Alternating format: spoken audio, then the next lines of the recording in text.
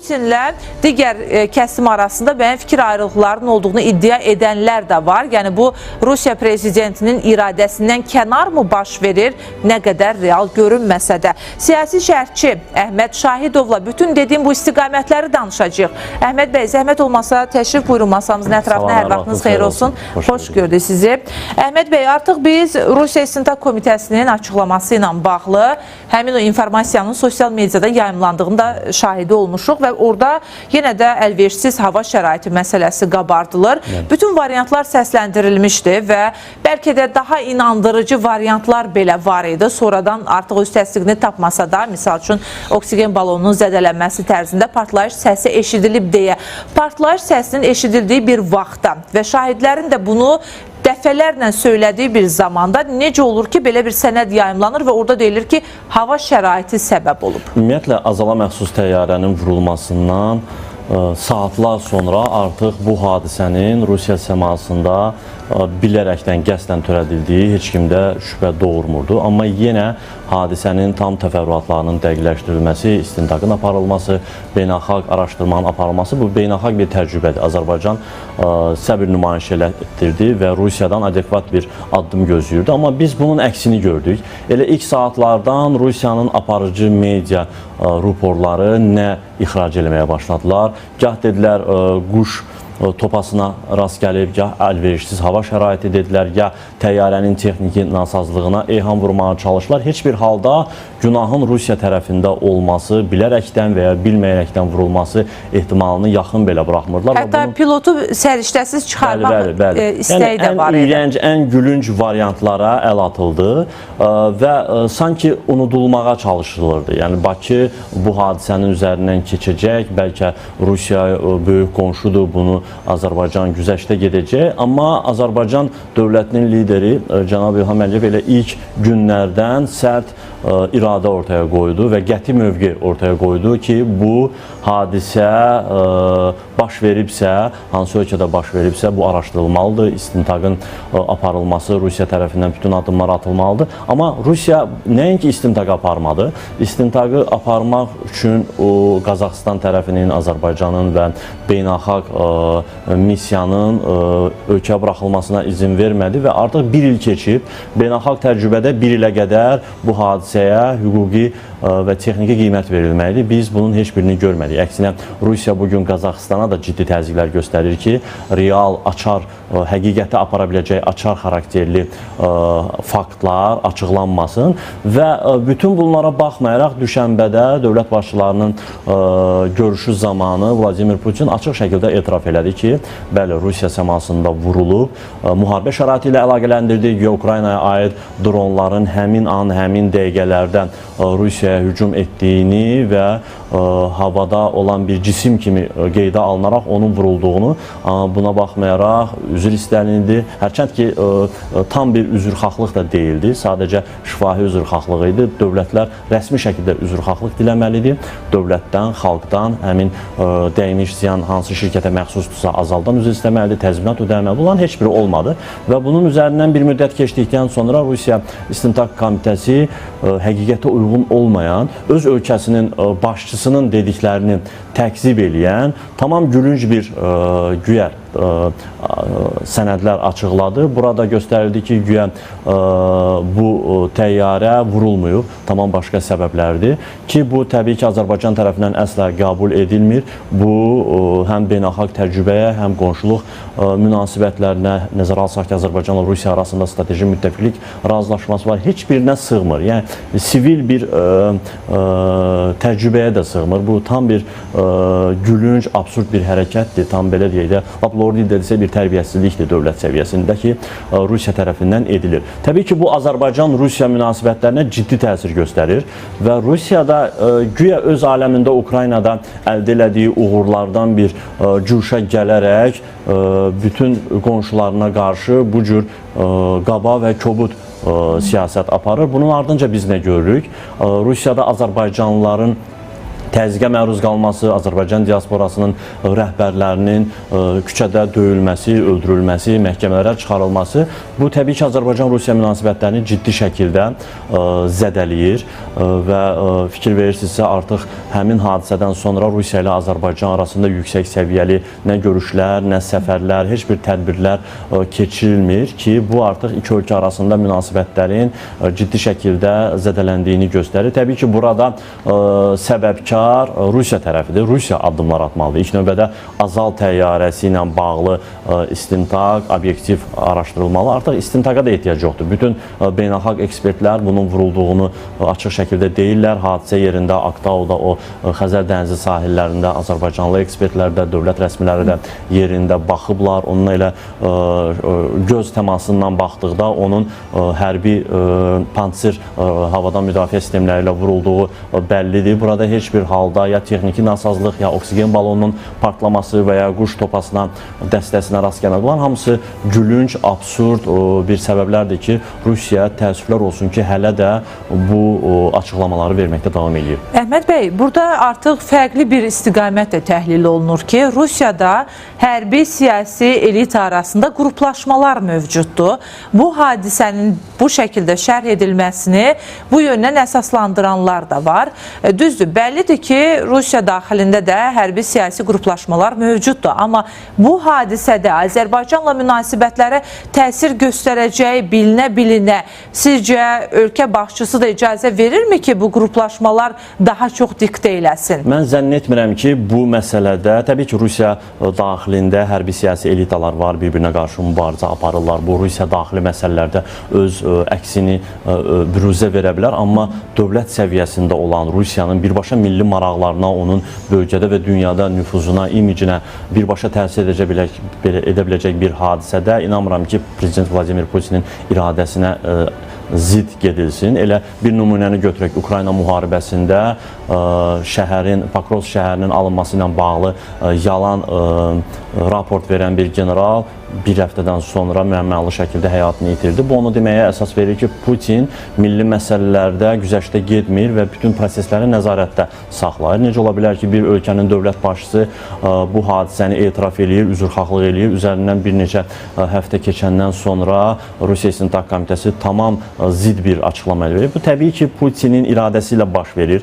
Öz aləmlərində güya Azərbaycanla bu məsələdə bir mücərrəd oyun oynamağa çalışırlar və unutturmağa bəlkə Azərbaycan, rəsmi Bakı bundan vaz keçər, unudar, artıq bunun bir çıxış yolu olmadığını, münasibətlərə xələl gətirməyə ehtiyac olmadığını bir təyyarəyə görə belə bir fikrə gələ bilər Amma Azərbaycan. sizcə, Əhməd bəy, bu mərhələ artıq geridə qalmayıb mı? Yəni, bu bir il ərzində Rusiya əslində buna ümid eləyirdi ki, ola bilər ki, Azərbaycan bir addım geri atsın və bu məsələdə Rusiya ilə münasibətlərini korlamasın. Amma sanki o xət artıq keçildi. Yəni, Rusiyanın ümidləri ilə bağlı o məsələ özünü doğrultmadı. Təbii ki, bu məsələ Azərbaycan üçün əsla keçmişdə qaldığı bir məsələ deyil. Hələ də Azərbaycan dövlətinin, elə xalqın da fikrindədir, gündəmindədir. Əsla və əsla bu məsələdə Azərbaycan geri addım atmır. Rusiya düşünürsə ki, artıq bir ildən artıqdır vaxt keçib, Azərbaycan bunu unutdu, bu münasibətlərə xələl gətirməz. Belə bir şey yoxdur. Təbii ki, Azərbaycan bütün qonşuları ilə, Rusiya ilə də bizim ən böyük qonşumuzdur. Onunla münasibətlərə böyük önəm verir. Amma bu məsələ bizim üçün həm də bir dövlət olaraq, millət, xalq olaraq milli qürur məsələsidir və beynəlxalq təcrübə var, beynəlxalq qanunlar var, buna əməl olunmalı. Bugün təyyarə məsələsində Azərbaycan güzəştə getsə, inandırım ki, sabah daha böyük tələblər, iddialar irəli sürülə bilər ki, bu Rusiyanın bir dövlət olaraq, bir toplum olaraq mahiyyətindən irəli gəlir. Əsla və əsla Rusiyaya bu məsələdə güzəştə getmək olmaz. Burada müəyyən xarici siyasət faktorları da var. Rusiya bu yolla sanki Azərbaycana bir əzələ nümayiş elətdirməyə çalışır. Çünki Azərbaycanın xarici siyasətində, xüsusən də 2020-ci il Qarabağ müharibəsi bitdikdən sonra bilirsiniz ki, üç tərəfli anlaşma var idi. Bu anlaşma 2025-ci il noyabrına qədər qüvvədə qalırdı və Rusiya ümid edirdi ki, anlaşmaya 6 ay qalmış, hər iki tərəf Azərbaycan və Ermənistan bu münaqişəni uzadacaq və beləliklə sonsuza qədər uzadaraq Cənubi Qafqazda münaqişənin varlığını, müddətini uzadacaqlar, Rusiyanın təsirləri uzanacaq. Amma Rusiyanın, Putinin də gözləmədiyi bir senari baş verdi. Qəfil avqustun 8-də, yəni qəfil Rusiya üçün mən nəzərdə tuturam. Rusiya üçün gözlənilmədən sülh razılaşması əldə olundu.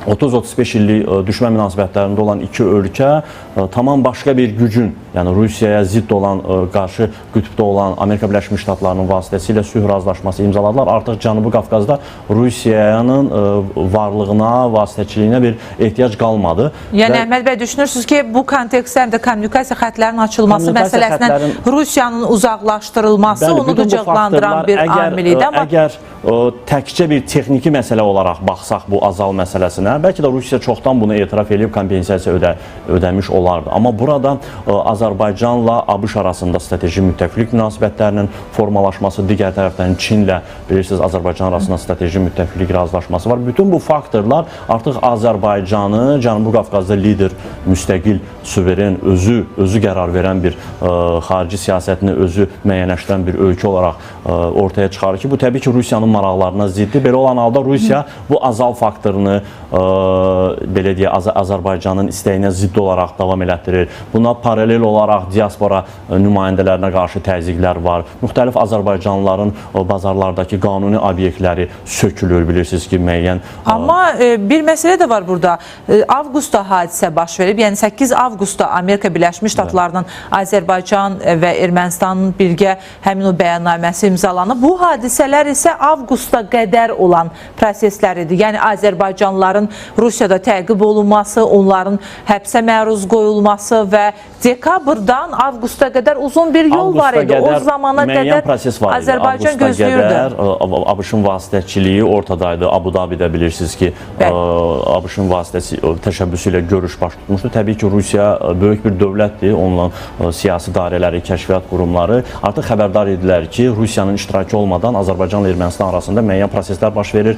Vaşinqtonun vasitəçiliyi ilə təmaslar var və bu təmaslar sonda sülh müqaviləsinin imzalanmasına gətirib çıxaracaq. Hərçənd Rusiya buna inanmırdı. Elə Donald Trump özü dəfələrlə bəyan edib ki, Vladimir Putin telefon danışığında mənə açıq şəkildə təəccübünü bildirdi ki, biz 30 ildir bu münaqişəni həll edə bilmirdik. Siz bir gündə necə bunu həll elədiniz? Bu Putinin həm də bu münaqişənin həqiqətən belə tezliklə həll oluna biləcəyinə bir təəccübüdür ki, və bunun ardınca da bəlkə də ümid edirdilər ki, Ağ Evdə imzalanan bu razılaşma heç bir real nəticə verməyəcək. Bunun ardınca nələr baş verdi? Azərbaycan Qazaxıstandan gələn taxılın öz ərazisindən keçməsinə icazə verdi. Bugün Azərbaycan Ermənistana öz neft məhsullarını satır. Artıq faktiki olaraq biz sülh şəraitindəyik. Sadəcə yekun bir sənədə imza atmaq qalır ki, bu artıq Rusiyanın bölgədə heç bir rolunun olmadığını deməyə əsas verir və bu azal məsələsini belə deyək, Azərbaycana bir əzələ nümayiş elətdirməyə çalışır ki, bəlkə Azərbaycan belə deyək də bunu bir alış-veriş predmetinə mi çevirməyə çalışır həm də?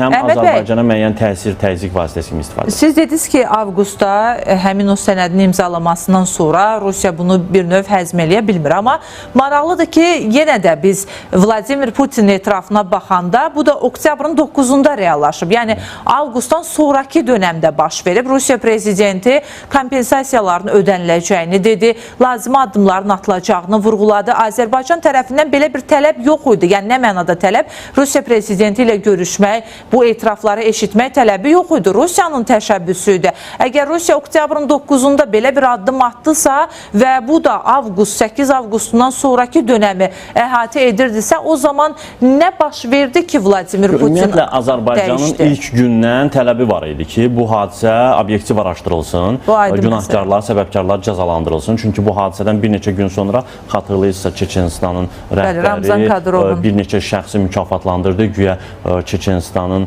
hava məkanını qoruduqlarına görə. Halbuki həmin şəxslər faktiki olaraq Azərbaycana aid mülki təyyarənin vurulmasında iştirak edən şəxslər idi. Azərbaycan dövləti və onun lideri ilk günlərdən açıq şəkildə bəyan eləmişdi ki, səbəbkarlar açıqlansın, məsuliyyətə cəlb olunsun, Azərbaycan dövlətinə, xalqına dəymiş maddi və mənəvi ziyan ödənilsin. Bu tələblər Rusiya tərəfinə çatmışdı və Rusiyanın buna bir cavabı diaspora liderlərinin döyülməsi, həbs olunması idisə, Azərbaycan da buna adekvat cavab verdi. Hər nə qədər qədər də bu açıq şəkildə bildirilməsə də burada Rus evinin bağlanması, müəyyən Rusiya vətəndaşlarının burada qeyri-qanuni əməllərin ifşa olması, onların məhkəmə önünə çıxarılması, bu da belə deyək, pərdə arxası Rusiyaya bir cavab idi ki, yəni sizin etdiyiniz hərəkətlər güzgü xarakteri daşıyır. Biz analoji cavab vermək gücündə və iqtidarındayıq. Rusiya artıq bilirdi ki, Azərbaycan bu məsələni unutmur və bir düşənbə görüşü, təbii ki, düşənbə görüşündə əvvəlcədən planlaşdırılmamışdı bu görüş, amma yəni bu mövzunun müzakirəsi, amma Putin bu görüşdən həm də Azərbaycandan üzrxahlıq eləmək və münasibətləri yenidən bərpa etmək üçün bir istifadə elədi ki, Azərbaycan bunu normal qarşıladı.